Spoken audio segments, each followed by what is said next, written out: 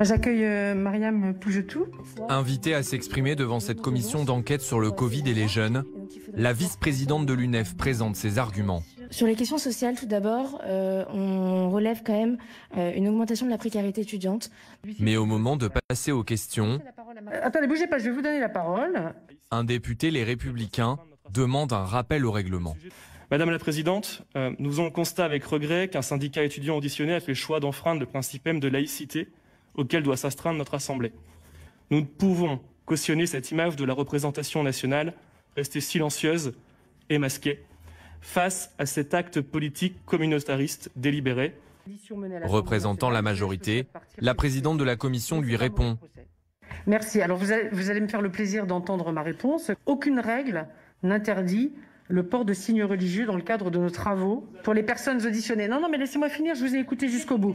La seule règle prévue par notre instruction générale du bureau s'applique aux députés dans l'hémicycle. Mais les élus de droite ont pris leur décision. Vous avez le droit de ne pas voir le symbole qu'il y a derrière. Nous le voyons, c'est pour ça que nous partons. Bientôt suivi par une élue de La République En Marche. Le port du hijab dans le cadre de nos travaux est incompatible à la fois avec les valeurs qui sont les miennes concernant les relations entre les hommes et les femmes et avec l'idée que je me fais de notre institution, de la laïcité et des valeurs républicaines dont elle doit continuer à être le temple et le cœur battant. Je vous remercie. Issue des mêmes rangs que sa collègue, la présidente de la commission semble agacée. Nous ne laisserons pas ce faux débat autour du voile rentrer dans cette commission qui est censée travailler sur l'avenir et sur le présent de la jeunesse dans une situation très compliquée. Donc on vous remercie de quitter la salle. La principale intéressée reprendra la parole quelques minutes plus tard, sans faire de commentaires. Parce que je pense qu'on peut parler de décrochage scolaire pour certains jeunes.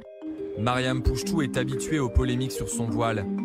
En 2018, il avait été dénoncé au sein même du gouvernement. Moi, ça m'interpelle parce que l'UNEF, qui est censé être un syndicat étudiant de gauche, laïque, progressiste, féministe, choisit comme porte-parole quelqu'un qui, manifestement, décide d'amener dans le débat public, donc dans le débat politique, la question religieuse.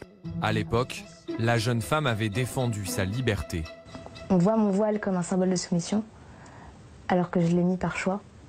Je défends toutes les femmes et je pense que le débat devrait se clôturer à un moment donné, ou devrait être reposé de manière claire. Dans les écoles publiques, le débat autour du voile a été tranché avec la loi de 2004. Tous les signes religieux ostentatoires y ont été interdits, un texte qui ne s'applique pas aux accompagnants scolaires.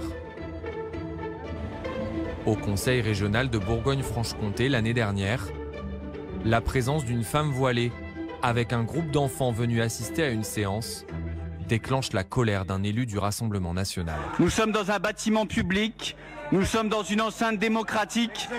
Madame a tout le loisir de garder son voile chez elle, dans la rue, mais pas ici, pas aujourd'hui. Le conseiller régional a fait filmer son intervention pour la relayer sur les réseaux sociaux.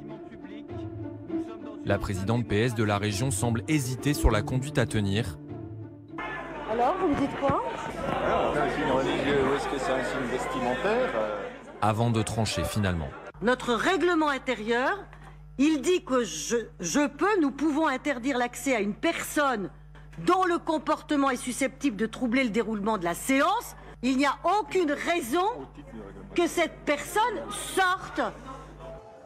En France, seuls les fonctionnaires ont un devoir de neutralité et le voile n'est pas interdit dans l'espace public.